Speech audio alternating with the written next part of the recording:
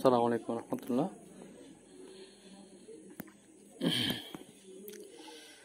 আজকে হচ্ছে সকাল থেকে আমি ডিমগুলো পাহারা দিচ্ছি।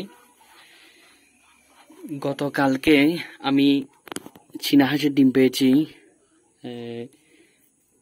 3টি, আর বাকিগুলো পাই নাই। তো আমি একটু টেনশন করছিলাম যে ডিমগুলো কোথায় পারতেছি কিনা। না, দেখতেছি হয়তোবা কালকে পেটের মধ্যে ডিম ছিল না, যে কারণে ডিম দেয় নাই।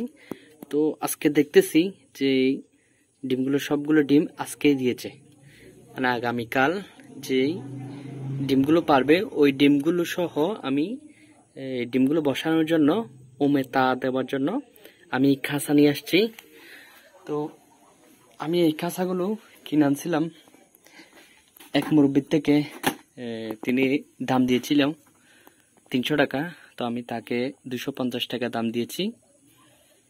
2 পিস নিয়েছি আপাতত, আর সামনের সপ্তাহে যদি প্রয়োজন হয় তাহলে অবশ্যই আমি আরো 2 থেকে 5টি আমি নিয়ে আসবো। তো আমার এখানে দেখুন, আমার এখানে প্রতিদিনই কিন্তু রাতে খাবার দেওয়া হয়। তো খাবারের মধ্যে হচ্ছে বিভিন্ন ধরনের খাবার থাকে। এই খাবারগুলো, এই গুঁড়াগুলো দেখেন,